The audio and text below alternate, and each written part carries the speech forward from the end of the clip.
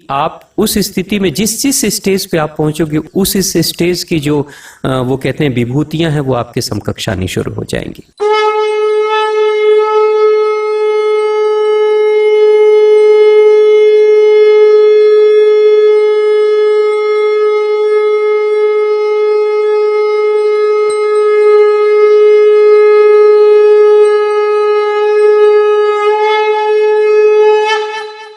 ओम श्री कालिके शुभदेवी सूर्यकूट निवासने रक्षमार्तमहमाय विश्वरूपे नमस्तुते। स्वामी जी, जब भी आध्यात्मिक चर्चा होती है तो आप अक्सर भाव की बात करते हैं। तो कोई साधक अगर उस प्रक्रिया में है तो क्या कोई ऐसा पैरामीटर है कि समझ सके कि भाई हमारा भाव किस दिशा में है, किस दशा में है? बहुत बढ़िया। देखिए, एक छोटा प्रयोग मैं बताता हूँ, इसको आप कभी करके देखिएगा। भाव की स्थिति कैसी है इसे जांचने के लिए अगर आप ध्यान करते हैं और ध्यान में आप मान लो काफ़ी देर तक बैठते हैं, थोड़ा समय भी हो सकता है, ज़्यादा भी हो सकता है, 10 मिनट, 15 मिनट, आधे घंटे, 1 घंटे बैठे हुए हैं, उस समय भाव की स्थिति, आपके अंदर की भाव की स्थिति क्या है उसको देखने के लिए इस छोटे से प्रयोग को मैंने खुद भी किया है, आप करके देख सकते हैं तो आपको कुछ चीज़ें पता चलेंगी। अगर आपके घर में कोई प्रतिमा है या फिर कोई तस्वीर है ना, कोई भी तस्वीर है जो बड़े साइज की है, मतलब उसमें आपके जो देवी देवता हैं उनकी शक्ल बड़ी है, बड़ी शक्ल वाली है, छोटी मूर्ति नहीं, बड़ी शक्ल वाली है ना, ताकि आराम से उनकी आंखों को देखा जा सके, उनके चेहरे को देखा जा सके, ऐसा कोई तस्वीर आप अपने घर में रखिए। आप जब ध्यान करते हैं, ध्यान में बैठें और ध्यान में उतर रहे हैं, ध्यान में उतरने के बाद से जब आप ध्यान से बाहर आते हैं तो उस तस्वीर को आप देखिए जिसके प्रति आपकी बहुत श्रद्धा है आपके मन में। तो उस तस्वीर को जब आप देखेंगे ना तो आप देखेंगे कि किसी दिन वो तस्वीर मुस्कुरा रही है, किसी दिन आप देखेंगे कि वो तस्वीर बहुत ममता भरी है, किसी दिन आप देखेंगे उस तस्वीर के चेहरे पे एक फ्लैटनेस है, मतलब निराशा जैसी बात है, या किसी दिन आप देखेंगे कि उस तस्वीर की भाव भंगिमा बदली हुई है, किसी दिन आपको ऐसा लगेगा कि जैसे उस तस्वीर में अद्भुत प्रेम दिख रहा है और कभी कुछ भी नहीं दिख रहा है। तो ये जो वो तस्वीर बदल नहीं रही है, आपके अंदर की दृष्टि बदल रही है, आपके अंदर का भाव बदल रहा है, जो निरंतर परिवर्तनशील है वो भाव बदल रहा है। और हर क्षण बदले हुए भाव से जब आप दृष्टिपात करते हो उस तस्वीर के ऊपर तो उसकी आकृति बदल जाती है, क्योंकि देखने वाले आप हो, दृष्टि आपकी है, मगर उस दृष्टि में भाव आपका मिला हुआ है। अगर भाव प्रेम पूर्ण है तो सामने की तस्वीर के भाव भी बदल जाएंगे। जैसे एक बात कही जाती है ना कि जैसी दृष्टि आपकी है वैसे ही संसार बन जाता है, आपके सामने प्रकट हो जाता है। जैसे चश्मे आपने लगा रखे हैं, जिस रंग के चश्मे आपने आंखों पे लगाया हुआ है, वैसे ही संसार उसी रंग का दिखना शुरू हो जाता है। कोई काले रंग का चश्मा लगाता है, काला काला संसार दिखता है, कोई हरे रंग का लगाएगा, हरा हरा संसार दिखाई देगा, या कोई बिना किसी कलर का लगाएगा तो वैसे ही दिखाई देगा। तो सब कुछ हमारे अंदर है, भाव हमारे अंदर है, मगर जिस भाव के साथ में हम अपनी दृष्टि को मिलाकर किसी चीज के ऊपर हम दृष्टि डालते हैं तो उस समय उसकी आकृति बदली सी रहती है। तो इस प्रयोग को कभी आप करके देखिए, लेकिन शर्त एक है, तस्वीर बड़ी होनी चाहिए, साइज उसके चेहरे की बड़ी होनी चाहिए, साफ साफ उसकी दृष्टि, उसकी आंखों के भाव भंगिमा देखी जा सके। क्योंकि बड़े तस्वीर को ही आप ध्यान से जब देखेंगे तब आपको पता चलेगा कि वो तस्वीर कभी मुस्कुरा रही है, कभी हंस रही है, कभी फ्लैट फेस है, या कभी कोई एक्सप्रेशन नहीं, वो आप देख सकते हैं। तो जैसे भाव भंगिमा की स्थिति होगी वैसे ही आपके अंदर की स्थिति उस समय के लिए है। आपके अंदर अगर ममता है तो उस तस्वीर में ऐसा लगेगा जैसे ममता टपक रही हो। आपके अंदर बहुत प्रेम है तो ऐसा लगेगा जैसे भगवान आज आपसे बहुत प्रसन्न है, ऐसा आपको महसूस होगा।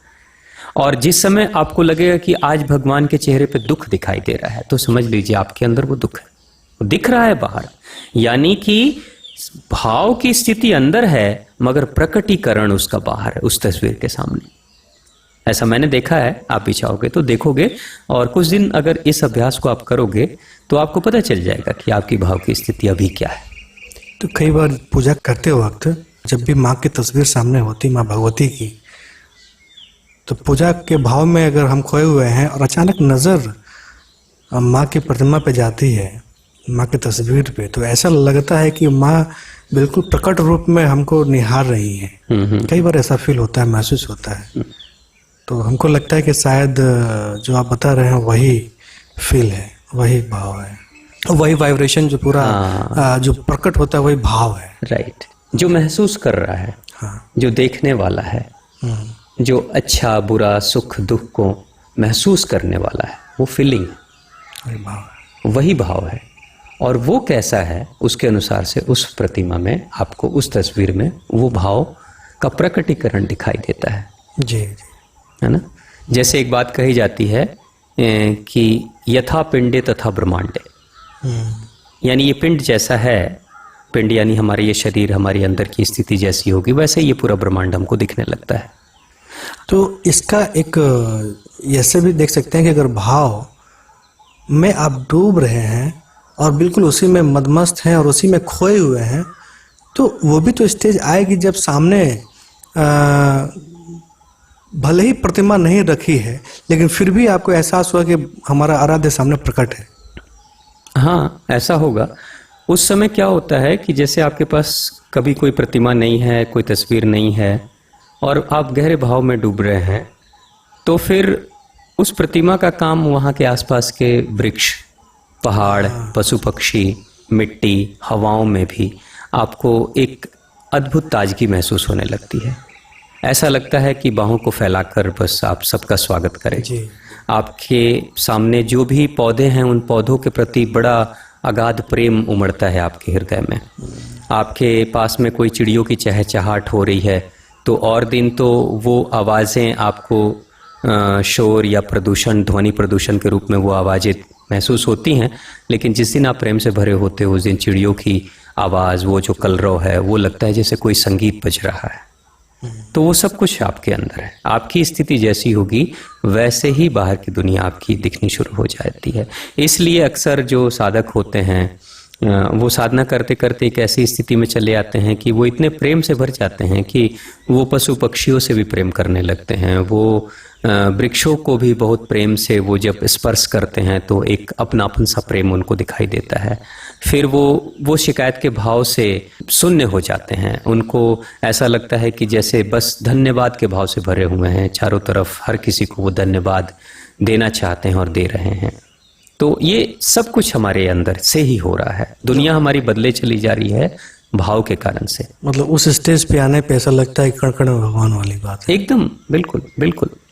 जैसे आप देखो, कोई इंसान अगर किसी से प्रेम करता है, किसी व्यक्ति से ही प्रेम करता है, कोई प्रेमी या प्रेमिका, तो जब उसे प्रेम होता है तो हर समय अगर एक प्रेमी है वो अपनी प्रेमिका से प्रेम करता है, तो प्रेमिका अगर उसके साथ में नहीं है या प्रेमिका प्रेमी से प्रेम करती है और प्रेमी साथ में नहीं है, तो भी हर वृक्ष में, पशु पक्षी में, इतना तक कि चांद सितारों में भी उसे अपने प्रेमी की झलक दिखाई देती है या प्रेमिका की झलक दिखाई देती है। जी।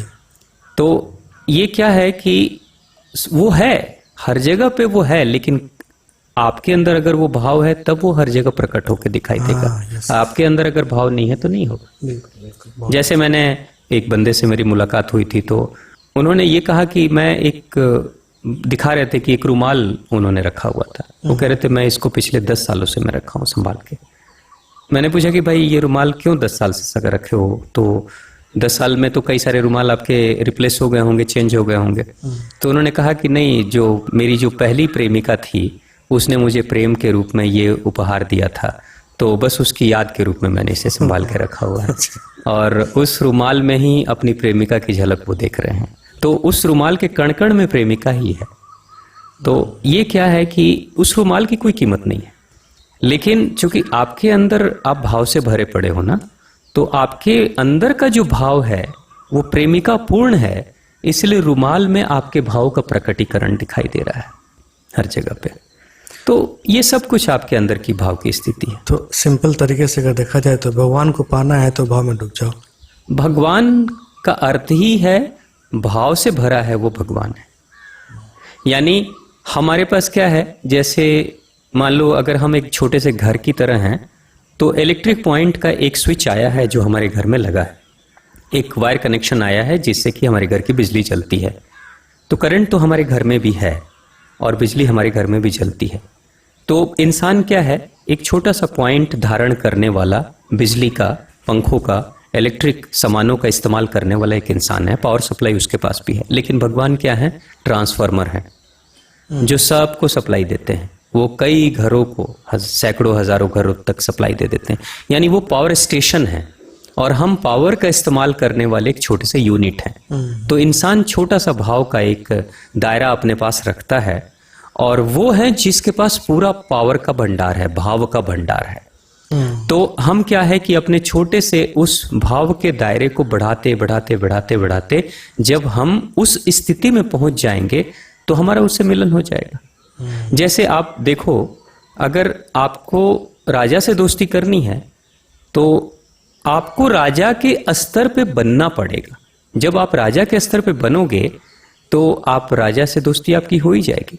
जैसे भारत का कोई अगर राजनीति में कोई इंसान कार्य करता है और राजनीति करना चाह रहा है, वो चाहता है कि हम दुनिया के सभी बड़े बड़े राजनीतिज्ञों से मिलूं, तो उसके लिए बड़ा मुश्किल होगा सबसे मिलने के लिए। लेकिन अगर वो राजनीति करते करते वो देश का प्रधानमंत्री बन जाता है या राष्ट्रपति बन जाता है तो वो दुनिया के सभी राष्ट्रपति और दुनिया के सभी प्रधानमंत्रियों से आराम से मिल सकता है। दूसरे लोग हो सकता है उससे मिलने के लिए ललायत होंगे। तो उसे क्या है, अपनी स्थिति पे पहुंचना है और जिस दिन उस स्थिति पे पहुंचेगा तो उस स्थिति पे उपलब्ध सभी हस्तियां उसके समकक्ष हो जाएंगी, आराम से उससे मुलाकात हो जाएगी। तभी मोदी जब चाहे तब फोन घुमा देते हैं। हाँ, तो आज अलग अलग राष्ट्राध्यक्षों को। हाँ, तो हो सकता है कि कोई किसी देश का, वो यहाँ महत्व ये नहीं है कि छोटा देश है या बड़ा देश है, क्योंकि बड़े देश हो या छोटे देश का वो राष्ट्राध्यक्ष है, लेकिन वो बड़े देश का भी राष्ट्राध्यक्ष के समकक्ष ही रहेगा। तो बस वही है कि एक साधक जो है उसको भगवान के पास या भगवान से मिलने के लिए उस, वो कहते हैं पावर स्टेशन तक पहुंचने के लिए अपने आप को खुद पावर स्टेशन बनाना पड़ेगा। अपने भाव को इतना जगाओ, इतना बढ़ाओ, इतना ज्यादा भाव से भरते चले जाओ कि आप उस स्थिति में जिस स्टेज पे आप पहुंचोगे उस स्टेज की जो वो कहते हैं विभूतियां हैं वो आपके समकक्ष आनी शुरू हो जाएंगी। तो बस आपको अपनी वो कहते हैं स्थिति को ऊंचाई पे लेकर जाना है, अपने स्टेज को बढ़ाना है, बाकी सारी चीजें तो आपको मिलती चली जाएगी। तो भगवान आपके पास नहीं आएंगे, आप भगवान की स्थिति में पहुंच जाओ, भगवान से तो मुलाकात होना ही है। मतलब कुल मिला कहें कि ये भाव एक चाबी है। भाव ही है जिस रास्ते से आप भगवान तक पहुंच सकते हो। आपको बस अपने भाव के ऊपर ध्यान देना है।